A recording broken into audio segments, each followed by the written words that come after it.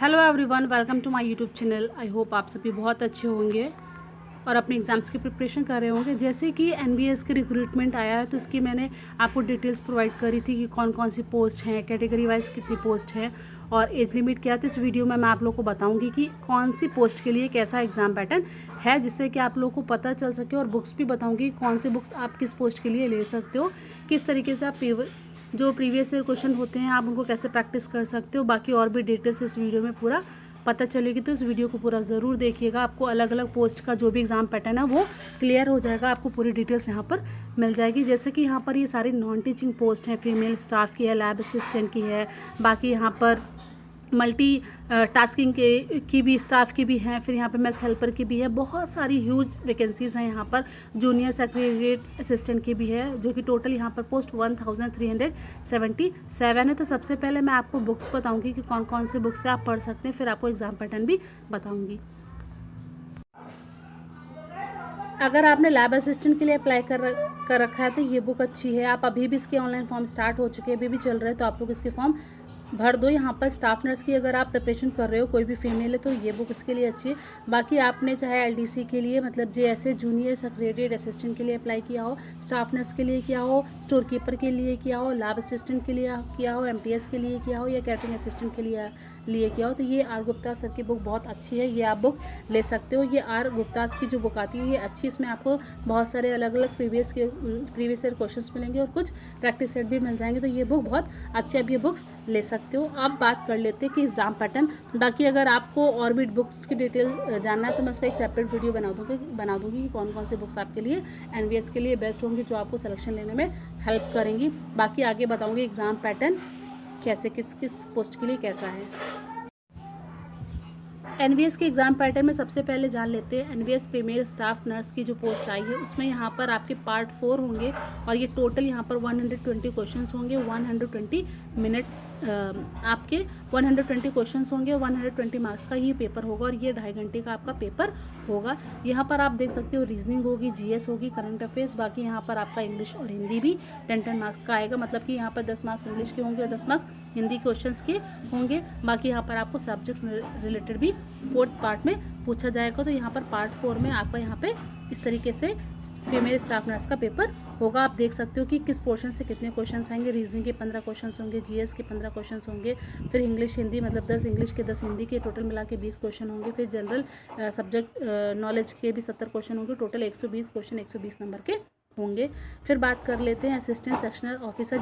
जैसे कि आप सभी को पता है यहाँ पर बहुत सारी पोस्ट निकाली गई हैं, तो आप देख सकते हो कि यहाँ पे 5 पार्ट होंगे। पहला पार्ट रीजनिंग जिसमें 15 क्वेश्चन होंगे, दूसरा मैथ्स जिसमें 15 क्वेश्चन होंगे, फिर थर्ड वही इंग्लिश हिंदी जिसमें 15 क्वेश्चन हर सेक्शन के होंगे, 15 क्वेश्चन इंग्लिश के होंगे, 15 क्वेश्चन हिंदी के होंगे। फिर यहाँ पर पार्ट 4 जो होगा वो आपका बेसिक जीएस से करंट अफेयर से रिलेटेड होगा और उसमें कुछ कंप्यूटर के क्वेश्चंस होंगे जो कि टोटल 10 होंगे। बाकी यहाँ पर पार्ट 4 में आपको ऑफिस मैनुअल, बाकी यहाँ पर रिजर्वेशंस, लीव रूल्स, इन सब चीज़ों से रिलेटेड पूछा जाएगा। ये भी पेपर आपका 2.5 घंटे का होगा। आप चाहो तो इन सब के स्क्रीनशॉट ले सकते हो, जिससे कि आपको ये चीज़ें पता रहे अच्छे से। आप ये पूरा फुल वीडियो देख लो, आपने जिस किसी भी पोस्ट के लिए अप्लाई कर रखा होगा तो आपको यहाँ से पता चल जाएगा। जैसे कि एनवीएस लैब अटेंडेंट में यहाँ पर आप लोगों के 4 पार्ट होंगे, जैसे कि रीजनिंग के 15 क्वेश्चंस होंगे, जनरल अवेयरनेस के 15 क्वेश्चंस होंगे और इंग्लिश के हिंदी के यहाँ पर 15 क्वेश्चंस होंगे। बाकी यहाँ पर आपका सब्जेक्ट स्पेसिफिक रिलेटेड क्वेश्चन होंगे 60 और इसमें भी आपको 2.5 घंटे मिलेंगे। 120 क्वेश्चन 120 नंबर के होंगे। मैथ्स हेल्पर के लिए अगर आप अप्लाई कर रहे हो तो यहाँ पर आपको स्किल टेस्ट भी देना होगा। यहाँ पर सीबीटी में आपके 4 पार्ट होंगे, रीजनिंग 15 क्वेश्चन होंगे, जीए के 15 क्वेश्चन होंगे, फिर 10 क्वेश्चन इंग्लिश के, 10 क्वेश्चन हिंदी के होंगे।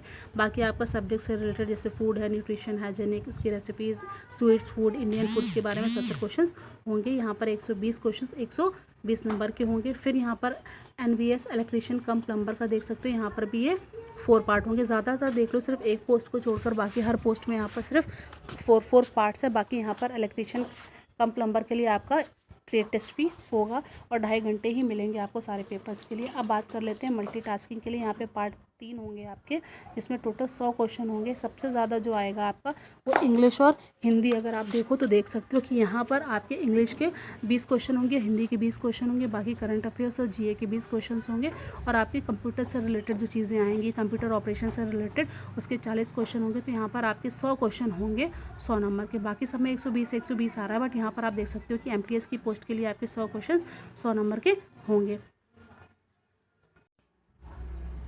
अगर आपने स्टेनोग्राफर के लिए अप्लाई कर रखा है तो स्टेनोग्राफर के लिए आपको सीबीटी देना होगा, जिसमें 3 पार्ट होंगे। इंग्लिश हिंदी के क्वेश्चंस आएंगे, 20 क्वेश्चन आपके हिंदी के, 20 इंग्लिश के होंगे। फिर यहाँ पर पार्ट सेकंड में जीए होगा, करंट अफेयर्स होगी, जिसमें 30 क्वेश्चन होंगे 30 नंबर के। बाकी फिर आपका बेसिक नॉलेज कंप्यूटर से पूछा जाएगा, उसमें भी आपके 30 क्वेश्चन होंगे। तो स्टेनोग्राफर का भी पेपर 100 नंबर का 100 क्वेश्चन होंगे, इसमें 2 घंटे आपको मिलेंगे। इसी तरीके से एमटीएस में भी आपको 2 घंटे मिलेंगे। बाकी सब जो पोस्ट मैंने बताई उनमें 2.5 घंटे था, लेकिन यहाँ पर एमटीएस और स्टेनोग्राफर के लिए आपको 2 घंटे मिलेंगे। फिर आपका स्टेनोग्राफर का स्किल टेस्ट होगा, ठीक है। तो यहाँ पर आपको 80 वर्ड पर मिनट शॉर्ट हैंड आनी चाहिए, और टाइपिंग स्पीड आपकी 40 वर्ड पर मिनट इंग्लिश में होनी चाहिए। हिंदी में आपकी शॉर्ट हैंड 60 वर्ड पर मिनट होनी चाहिए, और हिंदी में टाइपिंग आपकी 30 वर्ड पर मिनट होनी चाहिए। जूनियर ट्रांसलेशन ऑफिसर का भी देख सकते हो कि यहाँ पे 4 पार्ट हैं, जिसमें 100 क्वेश्चंस होंगे, 100 मार्क्स के होंगे, 2 घंटे मिलेंगे। यहाँ पर आपका ट्रांसलेशन आएगा हिंदी से इंग्लिश, और पार्ट फर्स्ट में, फिर पार्ट सेकंड में आएगा हिंदी टू इंग्लिश ट्रांसलेशन, फिर आपकी रीजनिंग आएगी, जीएस आएगी, और हिंदी इंग्लिश सब्जेक्ट से रिलेटेड 20 क्वेश्चंस होंगे। बाकी यहाँ पर ट्रांसलेशन के आपके 20 के 25 क्वेश्चन आएंगे, 25 नंबर के। बाकी यहाँ पर रीजनिंग के सिर्फ 10 सवाल होंगे, बाकी जीएस के यहाँ पर 20 सवाल 20 नंबर के होंगे। इस तरीके से आप ऑडिट असिस्टेंट एग्जाम पैटर्न देख सकते हो कि यहाँ पर 5 पार्ट होंगे। रीजनिंग होगी 20 नंबर की, मैथ्स होगी 30 नंबर की, बाकी यहाँ पर 10 नंबर के हिंदी के क्वेश्चन, 10 नंबर के इंग्लिश के क्वेश्चन होंगे। बाकी यहाँ पर कंप्यूटर, जीएस, करंट अफेयर्स के 20 क्वेश्चन होंगे। बाकी फिर आपके सब्जेक्ट से रिलेटेड अकाउंट है, एनुअल अकाउंट्स है, टैक्सेशन है, बजटिंग, ऑडिटिंग, फाइनेंशियल मैनेजमेंट, इन सबसे क्वेश्चंस पूछे जाएंगे। तो ये भी पेपर आपका 2.5 घंटे का होगा, लेकिन यहाँ पर 130 क्वेश्चन 130 नंबर के पूछे जाएंगे। ये आप स्क्रीनशॉट ले सकते हो, इन सब के स्क्रीनशॉट रख सकते हो लेके, जिससे कि आप लोगों को पता चल सके जिन पोस्ट के लिए आपने अप्लाई कर रखा है तो उनके कौन कौन से कैसे कैसे कितने क्वेश्चंस आते हैं। बाकी इनका सिलेबस टॉपिक वाइज कौन कौन से मेन टॉपिक्स पढ़ने हैं, सेक्शन वाइज आपको और भी बताऊंगी। तो मेरे चैनल को सब्सक्राइब कर लीजिएगा, जिससे कि और भी अपडेट्स आपको मिलती रहे। Please like, share and subscribe my channel. जैसे कि मैं आप लोगों को इसकी डिटेल्स भी प्रोवाइड करूँगी कि कौन से पोस्ट के लिए कौन से पैटर्न में कैसे क्या क्या चीज़ें आपको पढ़नी है, कौन से सेक्शन से कौन से ज़्यादा टॉपिक्स इंपॉर्टेंट है जो कि पिछले कई सालों में पूछे गए हैं। बाकी आपको जो बुक सजेस्ट कर रही हूँ इसका एक अलग से वीडियो भी आपको बता दूंगी, लेकिन यहाँ पर आपको मैंने ऑलरेडी बता रखा है कि कौन कौन सी बुक्स आप ले सकते हो, तो वो वीडियो ज़रूर देख लीजिएगा। बाकी यहाँ पर आपको अगर एज लिमिट और बाकी क्राइटेरिया जानना है तो उन बाकी वीडियोज़ को ज़रूर देख लीजिएगा मेरे यूट्यूब चैनल पर जाके। जूनियर सेक्रेटरीट असिस्टेंट की आप ये बुक ले सकते हो, ये आप देख सकते हो। इस तरीके से आपको बुक लिस्ट मिल जाएगी।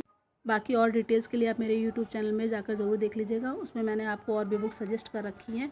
बाकी मैं आप लोगों से ये बोलना चाहूँगी कि आप किसी भी एग्ज़ाम की प्रिपरेशन करो, बस अपना बेस्ट देने की कोशिश करो, क्योंकि आप लोग सभी मेहनत करते हो, बस उसका रिजल्ट आप लोगों को अच्छा मिल जाए तो सबको खुशी होती है, आपके पेरेंट्स भी खुश होंगे। बस यही समझ के आप अपनी तैयारी करोगे। आज अगर आप मेहनत कर लोगे तो कल आपकी मेहनत बहुत रंगत लाएगी, आप खुद खुश हो, आपको खुद में खुशी होगी कि मैंने ये चीज़ अचीव कर ली।